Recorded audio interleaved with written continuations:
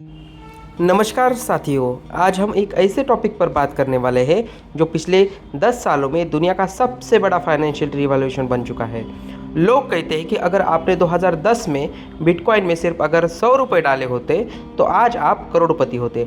लेकिन दूसरी तरफ हमने ऐसे भी किस्से सुने हैं जहां लोगों ने अपनी पूरी सेविंग्स क्रिप्टो में लगा दी और आज उनके पास कुछ भी नहीं है। तो सोचते क्या है, क्या क्रिप्टो करेंसी फ्यूचर का पैसा है? क्या ये सबसे बड़ा बबल है? आज ये वीडियो के दौरान हम यही सब चीज़ों के ऊपर चर्चा करेंगे।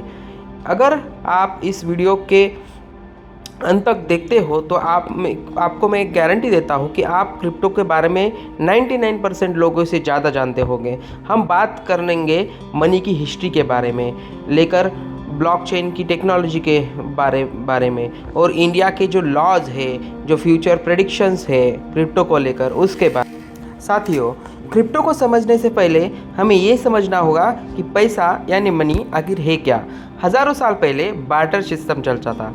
अगर मुझे चावल चाहिए और आपके पास गेहूँ है तो हम एक्सचेंज कर लेते थे, लेकिन इसमें प्रॉब्लम थी। अगर मुझे जूते चाहिए और जूता बनाने वाले को चावल नहीं चाहिए तो डील कैंसल। फिर इंसान ने गोल्ड और सिल्वर को यूज़ करना चालू किया। गोल्ड प्रीशियस था, लिमिटेड था, लेकिन गोल्ड भारी था। अगर आप दुकान पर जाकर सोने का सिक्का देकर दूध नहीं खरीद सकते, क्योंकि दूध की वैल्यू सोने इतनी नहीं होती। तो फिर आई पेपर करेंसी। सरकार ने कहा कि कागज़ के टुकड़ों को हम वैल्यू देते हैं और उससे हम ट्रेड करते हैं। ये सिस्टम ट्रस्ट पे चलता था। हम ट्रस्ट करते थे गवर्नमेंट पर, हमारी सेंट्रल बैंक्स पर। फिर आया digital money, credit cards, debit cards, net banking, UPI. आज हम फ़ोन से पेमेंट करते हैं। नोट फिजिकल नहीं है, बस एक नंबर है स्क्रीन पर। लेकिन दोस्तों, डिजिटल मनी में एक कमी थी। वो कमी थी कि कंट्रोल अभी भी बैंक के पास था। अगर बैंक का सर्वर डाउन है, आपका पैसा अटक जाएगा। अगर बैंक ने आपका पैसा अकाउंट में फ्रीज कर दिया तो आप उसको यूज़ नहीं कर सकते। यहाँ एंट्री होती है क्रिप्टो करेंसी की। 2008 में जब पूरी दुनिया में फाइनेंशियल क्राइसिस आया, जब लेमन ब्रदर क्राइसिस आया, बैंक डूब रहे थे, तब एक इंसान या ग्रुप कहे जिसका नाम था संतोशी नाकामोटो था, उन्होंने एक वाइट पेपर रिलीज़ किया। उन्होंने कहा क्यों ना हम एक ऐसा पैसा बनाएंगे जिससे किसी बैंक की ज़रूरत नहीं हो, जो पूरी तरह डिजिटल हो, लेकिन जिसका कंट्रोल पब्लिक के हाथ में हो। सरकार के साथ उन्होंने हाथ नहीं मिलाया, खुद का एक करेंसी चालू किया। यहाँ पे उन्होंने एक बिटकॉइन को लॉन्च, और यहाँ पे जन्म होता है बिटकॉइन का, क्रिप्टो करेंसी का। तो आखिर क्रिप्टो करेंसी क्या है, आइए हम समझते हैं।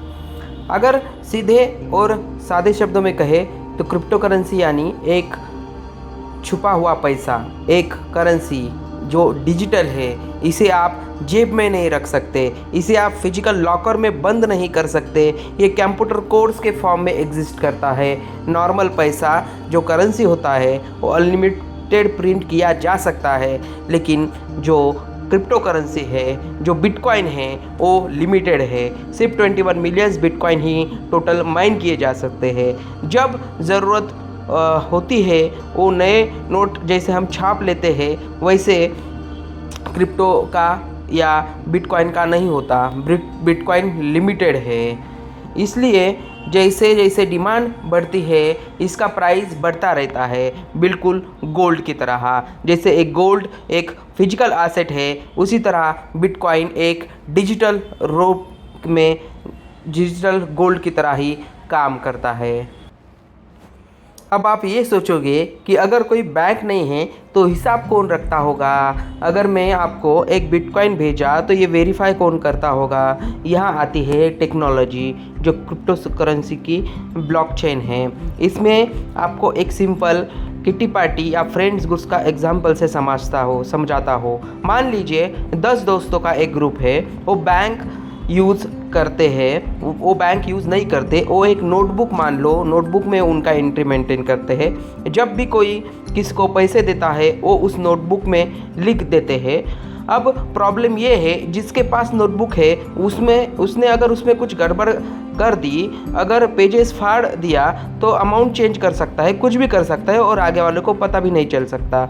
लेकिन ब्लॉकचेन में इसका तोड़ निकाला। ब्लॉकचेन ने कहा कि एक नोटबुक नहीं होगी, हर दोस्त के पास सेम नोटबुक की कॉपी होगी। जब राम ने शाम को पैसे दिए तो राम चिल्लाकर सबको बताएगा और बाकी 9 लोग अपनी अपनी नोटबुक में एंट्री करेंगे। अगर राम ने बाद में झूठ बोला कि मैंने पैसे नहीं दिए तो बाकी 9 लोग अपनी नोटबुक दिखाएंगे और कहेंगे देखो हम सबके पास प्रूफ है कि आपने पैसे दिए थे।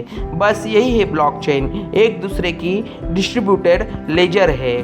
दुनिया भर में लोगों के पास कंप्यूटर्स के दौरान ये नोट्स करते हैं के पास ट्रांजैक्शन के हिसाब है। अब एक कंप्यूटर्स हैक कर सकते हैं, हाँ, लेकिन लोगों कंप्यूटर्स को एक साथ हैक करना नामुमकिन है। इसलिए ब्लॉकचेन हर प्रूफ और ट्रांसपेरेंट माना जाता है। हाउ अ ट्रांजैक्शन वर्क्स, अगर किसी ने आपको पूछा, जब आप क्रिप्टो में पैसा भेजते हुए तो प्रोसेस क्या होता है? वैलेट एड्रेस जैसे बैंक अकाउंट नंबर होता है, क्रिप्टो में पब्लिक एड्रेस होता है, उसका एक प्राइवेट की होता है जो आपका एक पासवर्ड यानी सिग्नेचर है। ये कभी किसी को नहीं देना चाहिए। जैसे ही वेरिफिकेशन आपने सही बटन दबाया या नेटवर्क पर जाती है और अपने को अपना पिन डाल के उसको वेरीफाई करना पड़ता है।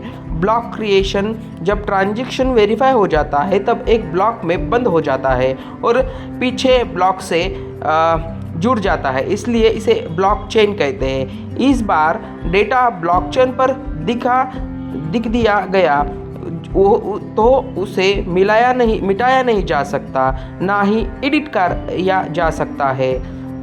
अब हम देखते हैं कि कितने टाइप्स के क्रिप्टो होते हैं। दोस्तों, सिर्फ बिटकॉइन एक ही क्रिप्टो नहीं होता, उसके अलग अलग टाइप भी होते हैं। बहुत लोगों को लगता है कि क्रिप्टो मतलब सिर्फ बिटकॉइन। नहीं दोस्तों, आज मार्केट में 20,000 से भी ज़्यादा करेंसीज है।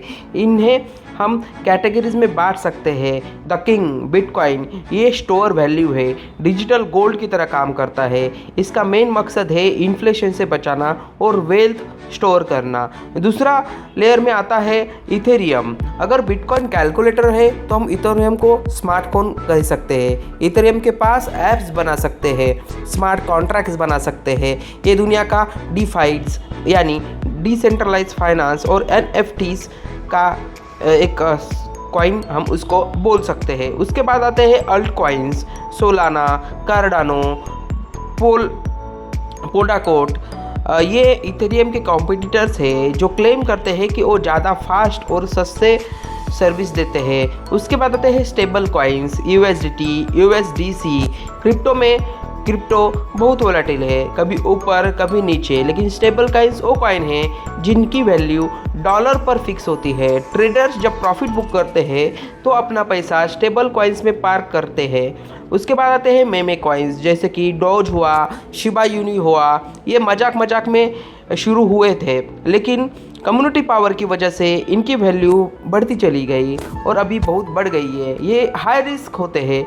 इलॉन मस्क ने मान लो एक आधा ट्वीट किया तो ये ऊपर जाते हैं और ट्वीट से ही नीचे जाते हैं। अगर आप पूछोगे कि क्रिप्टो से मनी कैसे अर्न करते हैं तो उसमें दोस्तों बहुत सारे ऑप्शंस है, जिसमें लॉन्ग टर्म इन्वेस्टिंग यानी होल्डिंग, आप क्रिप्टो को खरीद सकते हो और उसको भूल सकते हो।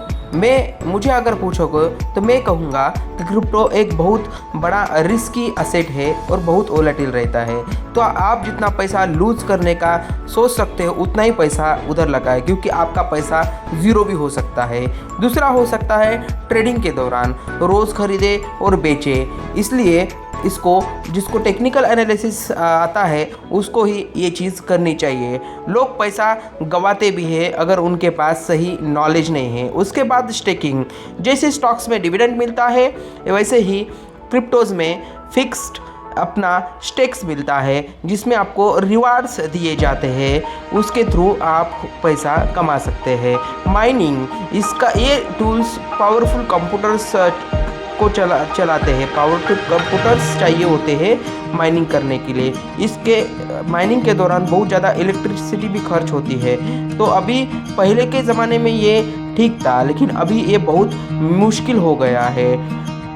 अगर सच में इंडिया में क्रिप्टो लीगल है क्या, उसका क्या डार्क साइड है, ये भी हम देखेंगे।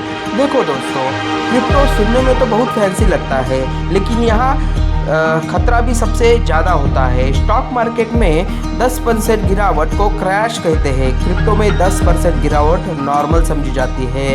यहाँ पैसा रोज़ आधा हो सकता है। यहाँ पे बहुत बड़े बड़े स्कैम्स हो सकते हैं। लोग आपको टेलीग्राम पे या ऐसे मैसेजेस भेजकर मुझे कुछ पैसे दो, मैं आपके डबल कर दूंगा, ऐसे वैसे फ्रॉड्स क्रिप्टो में होते हैं। कोई भी लेजिटिमेट क्रिप्टो प्रोजेक्ट अभी गारंटी रिटर्न नहीं देता है। बहुत सारा एक्सचेंज रिस्क भी है। याद होगा पिछले कुछ सालों में एक एक्सचेंज जो क्रिप्टो का बहुत बड़ा एक्सचेंज माना जाता था, वो बंद हुआ था और लोगों के सालों की मेहनत, सालों का पैसा उसमें डूब चुका था। इसलिए क्रिप्टो में एक कहावत है, not your eyes not your keys not your coins. अगर आपका पैसा एक्सचेंज पर है तो सेफ नहीं है। बड़े इन्वेस्टर हार्डवेयर वैलेट्स भी यूज़ करते हैं, जिसकी वजह से उनका पैसा, उनका जो क्रिप्टोज़ है वो सेफ रहता है। इंडिया में क्रिप्टो का अगर स्टेटस की बात करें तो क्या ये लीगल है? जवाब है नहीं। क्रिप्टो इंडिया में लीगल भी नहीं है और इसके गवर्नमेंट इसका इलीगल भी नहीं मानती और उस पर टैक्स भी लेती है। इंडिया में इसका 30% टैक्स होता है प्रॉफिट के और 1% TDS भी होता है, जो कि ट्रांजेक्शन फीस होती है। अगर बिटकॉइन में प्रॉफिट हुआ और डोजकॉइन में लॉस, तो आप लॉस को प्रॉफिट से एडजस्ट नहीं कर सकते। प्रॉफिट पर टैक्स देना ही पड़ेगा। इसलिए इंडिया में ट्रेडिंग करना थोड़ा मुश्किल है, लेकिन लॉन्ग टर्म इन्वेस्टिंग में कभी भी लोग कर सकते हैं। अगर कंक्लूजन और फ्यूचर की बात करें तो दोस्तों, क्या क्रिप्टो फ्यूचर है? अगर बड़े बैंक जैसे कि JP Morgan, black rock crypto में आ रहे हैं, कंट्रीज अपनी खुद की डिजिटल करेंसी CBDC ला रहे हैं, ब्लॉकचेन टेक्नोलॉजी का यूज बैंकिंग, हेल्थ केयर और सप्लाई चेन में हो रहा है।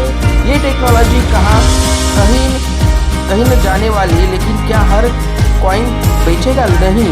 90% कॉइन्स खत्म हो जाएंगे, सिर्फ वही बचेंगे जिनकी एक्चुअल यूटिलिटी है। अगर कंक्लूजन की बात करें तो crypto get rich quick scheme नहीं है, ये एक टेक्नोलॉजी रिवॉल्यूशन है। अगर आप इससे इन्वेस्ट करना चाहते हैं तो सिर्फ उतना ही पैसा लगाएं जो आप खो सकते हो और खोने के लिए तैयार हो। अपना खुद का रिसर्च करें, सुरक्षा का ध्यान रखें। उम्मीद है हमारे वीडियो के दौरान हमने जो आपको जानकारी दी है वो आपको समझ आई होगी। अगर आप चाहते हैं कि मैं ऐसे ही 5 सेफ कॉइन्स के बारे में, जैसे कि मैं कह रहा हूँ, क्योंकि अगर आप 5 सेफ कॉइन्स पे अगर आप जानना चाहते हो तो हमारे कमेंट बॉक्स में जाके कमेंट करें, मैं आपको उसके बारे में आपको बता दूंगा। हमारे चैनल को सब्सक्राइब करें। मिलते हैं अगले वीडियो में। जय हिंद।